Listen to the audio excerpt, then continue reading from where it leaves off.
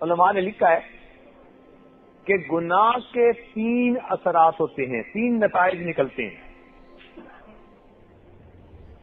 گناہوں کی وجہ سے انسان کے اوپر پریشانی آتی ہے۔ 3 طریقے سے اللہ تعالیٰ گناہوں کی سزا دیتے ہیں۔ یا تو انسان گناہ سے توبہ کر لے اسی وقت، پھر تو اللہ تعالیٰ کی طرف سے معافی مل جائے گی، جتنا بڑا گناہ کیوں نہ کیا ہو اللہ تعالیٰ کے ہاں ہر گناہ کی معافی ممکن ہے۔ لیکن اگر انسان گناہ کرے اور معافی بھی نہ مانگے تو پھر اس کی سزا کے 3 مختلف انداز ہیں۔ ایک تو اللہ تعالیٰ کی طرف سے نکیر ہوتی ہے۔ نکیر کہتے ہیں سزا کو، ادھر گناہ کیا ادھر سزا ملی، ادھر گناہ کیا ادھر سزا ملی، کسی کو دھوکہ دیا، کوئی بری بات پیش آ گئی، کسی کا دل دکھایا، اپنوں میں سے کسی کو مصیبت میں مبتلا ہوتے دیکھا۔ نقد معاملہ یہ کبھی کبھی پہلی صورت یہ ہوتی ہے۔ اس لیے کئی دوست آ کر بتاتے ہیں کہ جی جب بھی مجھ سے فلاں گناہ سرزد ہوتا ہے کوئی نہ کوئی بری خبر سننے کو مل جاتی ہے، یا کاروبار کی طرف سے، یا اولاد کی طرف سے، یا گھر بار کی طرف سے، کوئی نہ کوئی الٹی خبر میں ضرور سن بیٹھتا ہوں۔ یہ نکیر ہے، نقد معاملہ۔ جیسے فضیل بن عیاض رحمۃ اللہ علیہ فرماتے تھے، میں نے جب بھی اللہ تعالیٰ کی نافرمانی کی میں نے دیکھا کہ اس کے بعد میرے ماتحتوں نے میرے حکم کی نافرمانی کی، مثلا اولاد میں سے، بیوی میں، خادموں نوکروں میں سے، حتیٰ کہ سواری کے جانوروں میں سے کسی نہ کسی نے میری نافرمانی کی۔ تو گناہ کا ایک اثر تو یہ ہوتا ہے، اللہ تعالیٰ کوئی نہ کوئی نقد معاملہ دکھا دیتے ہیں، دل کو صدمہ ملتا ہے، پریشانی ہوتی ہے، انسان کا سکون لٹ جاتا ہے۔ یہ اللہ تعالیٰ کی طرف سے نقد معاملہ۔ اور کیوں ایسا ہوتا ہے کہ اللہ تعالیٰ اس بندے کو اپنے در کی طرف متوجہ کرتے ہیں، کھینچتے ہیں۔ یاد رکھیں، خوشیاں سلاتی ہیں، غم جگاتے ہیں، خوشیاں سلاتی ہیں اور غم جگاتے ہیں۔ جب بندے کو پریشانی ملتی ہے تو وہ پھر جاگتا ہے، اللہ تعالیٰ کے گھر کی طرف متوجہ ہوتا ہے۔ پہلے نماز نہیں پڑھتا تھا، اب پابندی سے مسجد میں نماز پڑھتا ہے۔ پہلے فقط نماز پڑھتا تھا، اب تہجد بھی پڑھنے لگ جاتا ہے۔ پہلے تلاوت نہیں ہوتی تھی، اب وظیفے بھی کرنے شروع کر دیتا ہے۔ تو یہ پریشانیاں بعض اوقات اس لیے آتی ہیں کہ ان سے تنگ آ کر انسان اپنے رب کے در کی طرف متوجہ ہو جائے۔ پاک ہے وہ پروردگار جو اپنے بندوں کو پریشانیوں کی رسیوں میں جکڑ جکڑ کے اپنے در کی طرف کھینچ رہا ہوتا ہے، اپنے در کی طرف بلا رہا ہوتا ہے۔ تو پہلا نتیجہ تو نکیر کی شکل میں ظاہر ہوتا ہے کہ نقد سزا مل گئی۔ عدل و انصاف فقط حشر سے موقوف نہیں، زندگی خود بھی گناہوں کی سزا دیتی ہے۔ سکون لٹ جاتا ہے بندے کا۔ مسیح الامت حضرت مولانا مسیح اللہ خان رحمۃ اللہ علیہ انڈیا میں بڑے بزرگ گزرے ہیں، حضرت اکبر ثانی رحمۃ اللہ علیہ کے اجل خلفاء میں سے تھے۔ وہ فرماتے تھے کہ دوستو، تم چاہے جو گناہ کرو مگر دیکھ لینا اللہ نے اسی زندگی میں تمہاری زندگی کو جہنم نہ بنا دیا تو پھر دیکھنا۔ ایسا سکون لٹ جاتا ہے کہ بندہ اس دنیا میں محسوس کرتا ہے جیسے ہر طرف آ گئے۔ اضطراب، بے چینی، پریشانی، سکون نام کو نہیں ہوتا۔ ہر وقت ذہن پہ خوف سوار ہے، مصیبت میں انسان گرفتار ہوتا ہے۔ انسان نے اللہ تعالیٰ کی نافرمانی کی، پروردگار نے ایسا غم دے دیا اب وہ جان ہی نہیں چھوڑتا۔ 24 گھنٹے کا غم دل پہ سوار. یہ گناہ کے اثرات میں سے اثر ہوتا ہے. جب کہا میں نے کہ یا اللہ تو میرا حال دیکھ، جب کہا میں نے کہ یا اللہ تو میرا حال دیکھ، حکم آیا میرے بندے نامہ اعمال دیکھ. اس لیے قرآن مجید میں ارشاد فرمایا ما اصابکم من مصیبت فبما کسبت ایدیکم. جو بھی تمہیں مصیبت پہنچتی ہے وہ تمہارے ہاتھوں کی کمائی ہوتی ہے. ظہر الفساد فی البر والبحر بما کسبت ایدی الناس. یہ خشکی اور تری میں جو فساد نظر آتا ہے یہ انسانوں کے ہاتھوں کی کمائی ہے. تو گناہوں کی یہ تاثیر پہلی کہ اللہ تعالیٰ کی طرف سے اس کو سزا ملتی ہے، اور یہ سزا اس لیے ہوتی ہے کہ بندہ اپنے گناہوں سے باز آ جائے، اپنے رب سے معافی مانگے. دوسری صورت سزا ملنے کی یہ ہوتی ہے کہ اللہ تعالیٰ کبھی کبھی سزا میں تاخیر کر دیتے ہیں. گناہ کی سزا فوراً نہیں ملتی، اللہ تعالیٰ ذرا ڈھیل دے دیتے ہیں، لمبا کام کر دیتے ہیں، اور بندہ اس وقت زیادہ مصیبت میں گرفتار ہوتا ہے. یعنی یوں سمجھیں کہ پروردگار اس کو اور موقع دیتے ہیں، اچھا تو کر اپنی مرضی.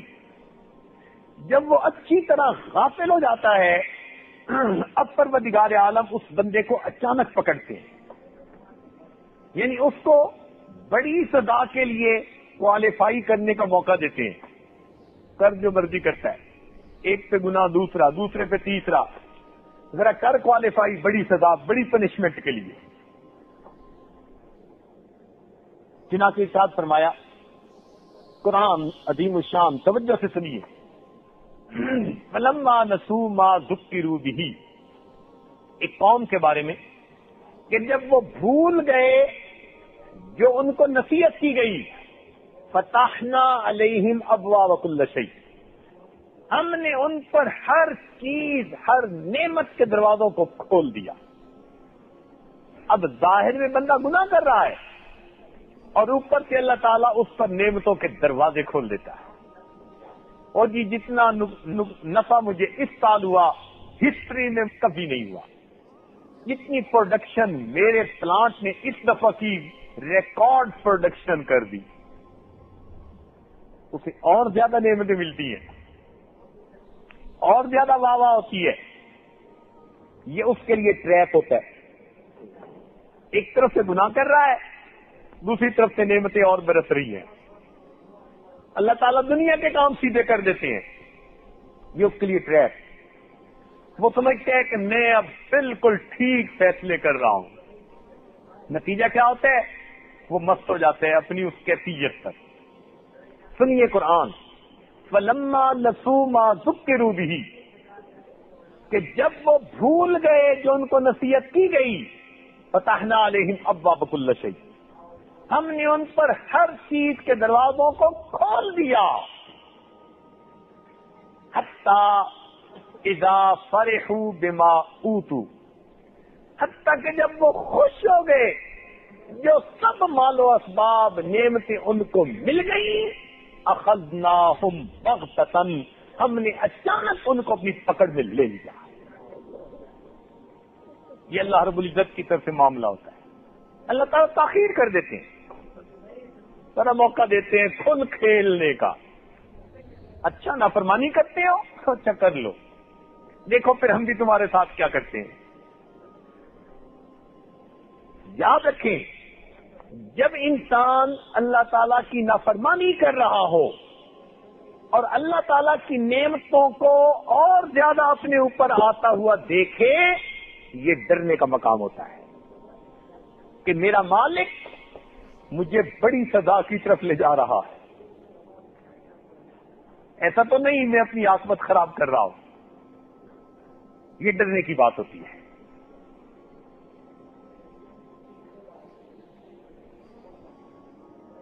اور کئی مرتبہ سزا میں تاخیر اس لیے ہوتی ہے کہ اللہ تعالی کسی خاص موقع پر اس کو سزا دیتے ہیں تاکہ اس کو تکلیف بھی زیادہ ہو.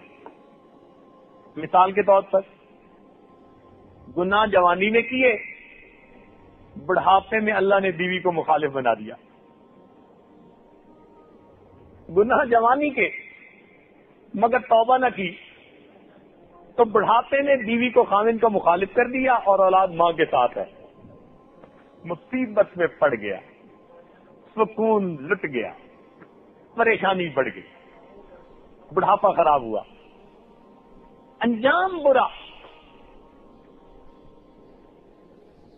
تو سزا میں تاخیر ہوتی ہے.